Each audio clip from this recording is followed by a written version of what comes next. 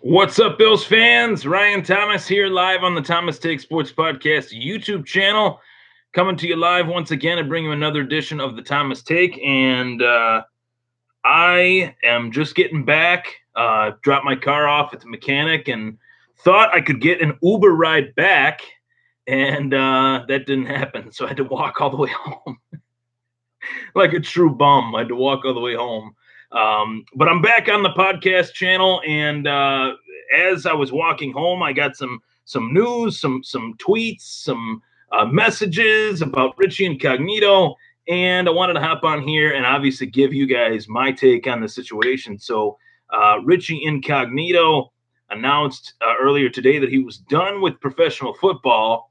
A bit of a shock to most Bills fans, given that Ritchie Igcognito just re-signed, actually just restructured the last year of his contract with the Buffalo Bills. So most Bills fans, myself included, thought he was as safe a bet to be on this team in 2018 as anybody, but that is not the case, as Ritchie Igcognito is retiring, according to Vic Carucci of the Buffalo News, according to many others inside the National Football League media circles. And it's a bittersweet announcement because in the quotes where Ritchie Igcognito corresponded with Sports Illustrated writer Peter King, he stated that he's retiring due to the fact that he's having issues with his kidney and with his liver.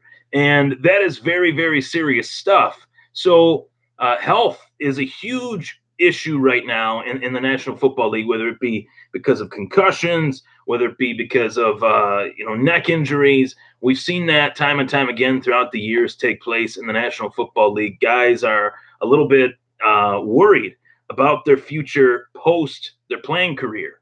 And obviously, if your doctor says you have an issue with your liver, you have an issue with your kidney, your neck, your brain, you gotta hang them up. What I find really odd about this whole announcement with Ritchie Igcognito is that the fact that he's saying that he's having these issues with his liver and with his kidney, but he's also saying that he's going to decide by Sunday if he wants to continue to play for the Bills, if the Bills up the ante and restructure and give him more money. He said it wasn't about his restructured contract, but I have a very tough time believing that due to his own words, due to the fact that he said specifically that things could change come this weekend. I'm sorry. I love Ritchie Igcognito just as much as the next Bills fan. He's done a lot of great things for the Bills. He's helped the Bills in a lot of different ways. He's one of the biggest reasons as to why LaShawn McCoy has had the success that he's had since he got here, and why our running game has been so successful. As a pull guard, there's very few guys that can move in space with his size like Ritchie Igcognito can. So it is a loss to the Buffalo Bills. There's no doubt about it. But realistically, going into this season, we thought and we knew that he was only going to be here for one more year. He had only signed for one more season. So I'm a little bit, I'm not too torn up about it because I knew that beyond this season, he wouldn't be playing here. It's just a player that's not going to be returning a year sooner than he was supposed to be departing. And that stinks. That's not fun because that means that that's another need that the Bills will have. But really, they had a need at that position anyway in terms of depth and getting the right players in the rotation of their offensive line if there's an injury or something of that nature. So Ritchie Igcognito is a loss, but I'm sorry, I'm not gonna really be so gung-ho to bring back a guard that is having these health problems.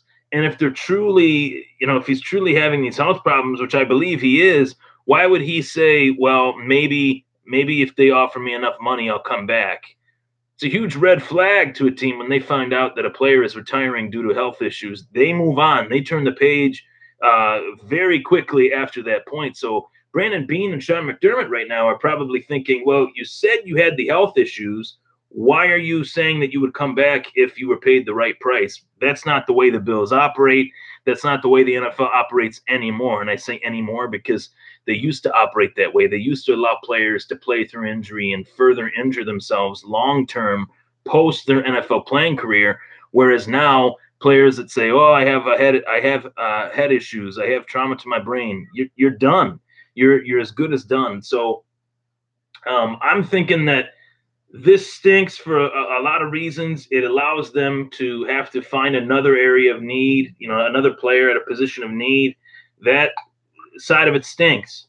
But my point has been all along, and I've said this so many times on the show. I've said it on Facebook. I've said it on iTunes and every avenue that the podcast is on. I do not want to trade up.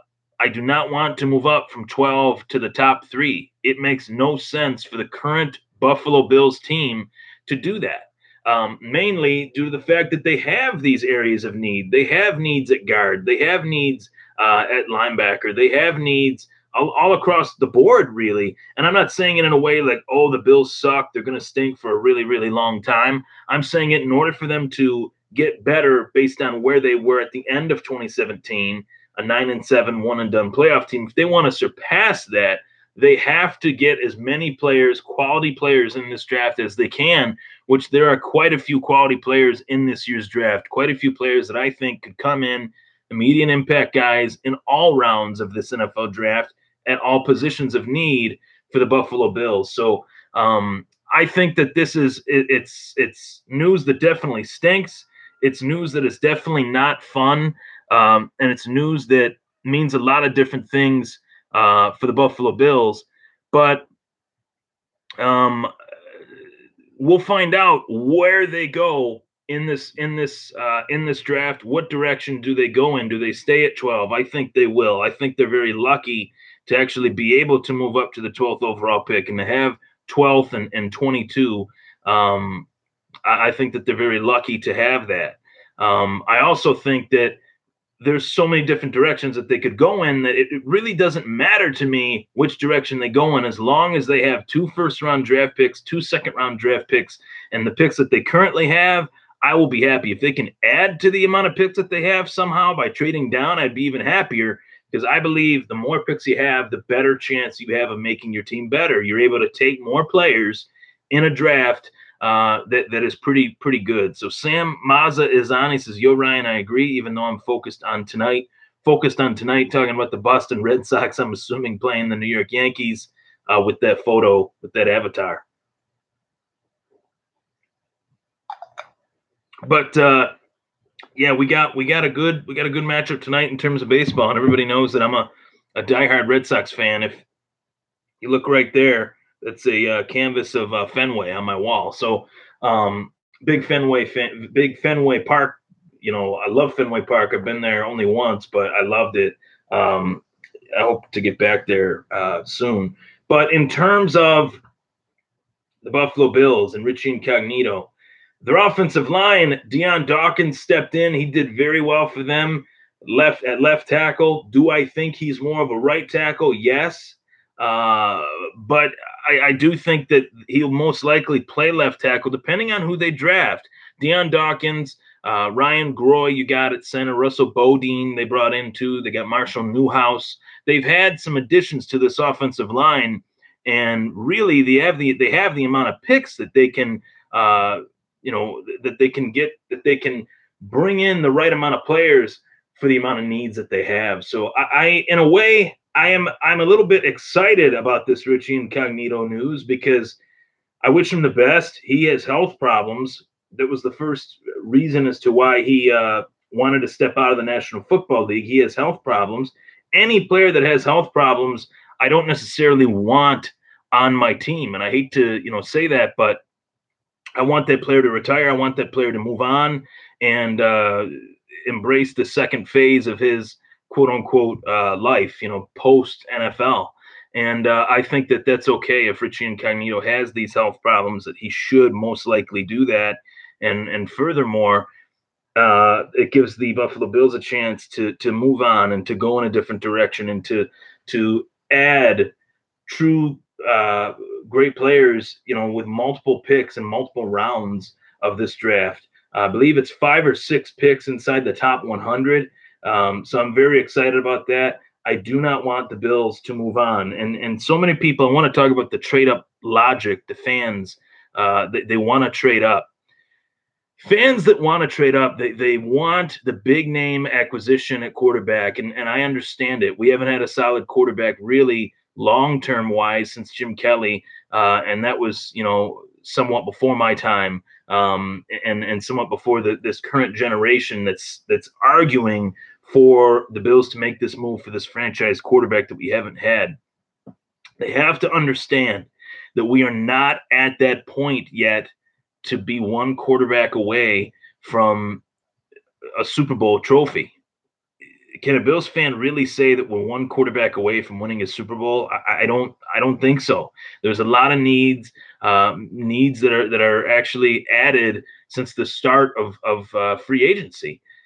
Not just the offensive line, wide receiver, linebacker, even some secondary depth. If our nucleus on defense goes down, like a Trey White, like a Jordan Poyer, like a Micah Hyde, we have to have guys that can come in and start in those roles and do just as good, if not better, than the starters in some aspects. So that is my logic in not trading up, not moving a bunch of picks that you could get easily a solid group of starters for just one player. AJ McCarron is just as much a rookie as anybody. He's got 4 career starts, but he quote unquote did things the right way by sitting and learning what to do and what not to do with Andy Dalton in Cincinnati.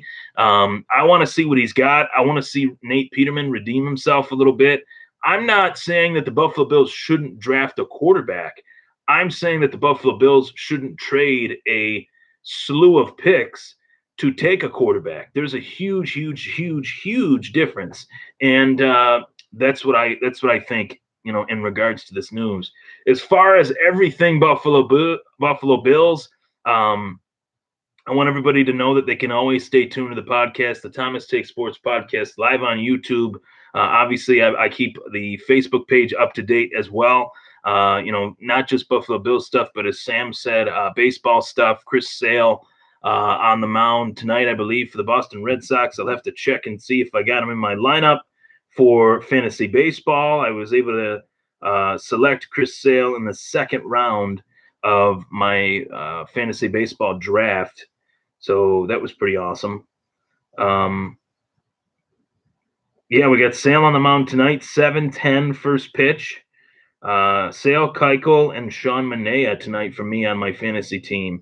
But yeah, I'm very excited for the game tonight. That should be a very good one, as well as the future for the Buffalo Bills, because I do think that Brandon Beane and Sean McDermott are putting this team down the right path. We do have more needs than what we thought we would, but I think we have more picks than what we thought we would, at better selections than what we thought they would be. We thought back-to-back first-round picks. Wow, that's great. Now we have a top 15 selection, a top 12 selection, 12th overall in this year's draft. That's good news for the Buffalo Bills, as well as holding that 22nd overall pick still, and holding the 2 seconds, and holding the first overall pick in the 3rd round. Bills have a very, very realistic shot at heavily improving their team in 2018 if they do this the right way. I'm Ryan Thomas, everybody.